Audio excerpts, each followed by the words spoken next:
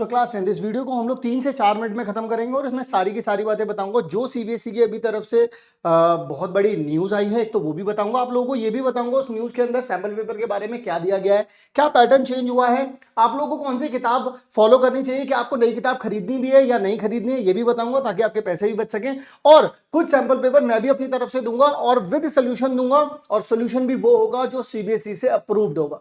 ठीक है, तो सबसे पहले बात कर लेते हैं हम लोग कि आप लोगों को एक वेबसाइट का लिंक चाहिए होगा जो कि सीबीएसई की है। डिस्क्रिप्शन के अंदर मैं वो लिंक आप लोगों को दे दूंगा, लेकिन पहले मेरी पूरी बात सुन लेना। उस लिंक पर अगर आप क्लिक करोगे तो सैंपल पेपर पर यहां पर जाओगे, यहां पर देखो सभी के सभी सैंपल पेपर आप लोगों को दिख जाएंगे।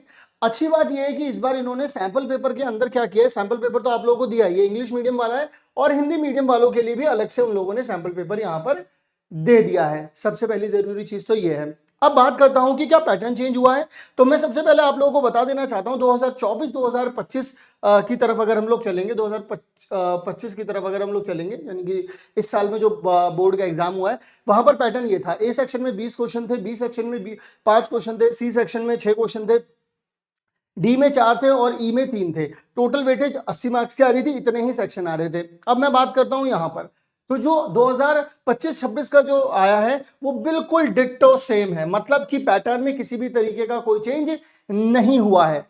क्लियर हो गई बात। अब यहां से एक सवाल उठता है कि सर हमारे पास बुक कौन सी होनी चाहिए या हमें बेस्ट बुक कौन सी खरीदनी चाहिए, तो ये भी बात मैं आप लोगों को बता देता हूं। देखो, जैसे कि आप लोगों को पता है जब पैटर्न बिल्कुल सेम है, सिलेबस भी बिल्कुल सेम आया है, तो जब ये दोनों की दोनों चीजें सेम आई हैं तो इसका मतलब आप लोगों को क्या करना चाहिए, बहुत सिंपल सा काम करना चाहिए। जो भी अगर कोई जानने वाले हों जो 11th क्लास में जा चुके हों, उनके पास अगर क्लास 10th के सैंपल पेपर पड़े हों तो उनसे जाकर के आप सैंपल पेपर ले सकते हो। तो अब वो या तो फ्री में दे देंगे तुमको या थोड़े बहुत पैसे में दे देंगे, बट नई बुक से तो सस्ते में ही मिल जाएगा, तो नई किताब खरीदने की जरूरत नहीं है आप लोगों को। दोबारा बोल रहा हूं, सभी सब्जेक्ट में जो सिलेबस है वो बिल्कुल सेम है और पैटर्न भी लगभग सेम आया है, लगभग नहीं पूरा ही सेम आया है। तो आप लोग पुराने सैंपल पेपर या पुराने क्वेश्चन बैंक किसी से भी ले सकते हो और उनको यूज कर सकते हो, यहां पर आप लोगों के पैसे बच जाएंगे। दूसरे नंबर पर आप लोगों को, तीसरे नंबर पर आप लोगों को बताना चाहता हूं जो मैं सैंपल पेपर देने वाला हूं वो आप लोगों को कैसे मिलेंगे। तो उसके लिए कोई बहुत ज्यादा दिक्कत लेने की जरूरत नहीं है।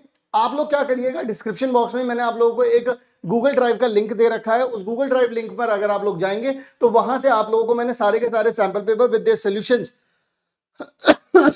वहां पर दे रखे हैं। सो आई होप आप लोगों को जो सीबीएसई की तरफ से जो अपडेट थी उस अपडेट के बारे में पता चल गया होगा, पैटर्न चेंज हुआ है नहीं है ये पता चल गया होगा, किताब खरीदनी है नहीं खरीदनी ये भी पता चल गया होगा, और सैंपल पेपर कैसे लेने ये भी पता चल गया होगा। अब मैं मिलूंगा आप सभी लोगों से नेक्स्ट काम की वीडियो में, तब तक के लिए आप लोग अपना ध्यान रखें। और हाँ, मैं आप लोगों को एक वीडियो और देने वाला हूं जिसके अंदर मैं बताने वाला हूं सीबीएसई में कौन से टॉपिक से पूछा जाता है एक्चुअली, तो वो कल ही वाली वीडियो आ जाएगी, तो सब्सक्राइब करके जरूर रखिएगा। मिलता हूं आप सभी लोगों से नेक्स्ट काम की वीडियो में।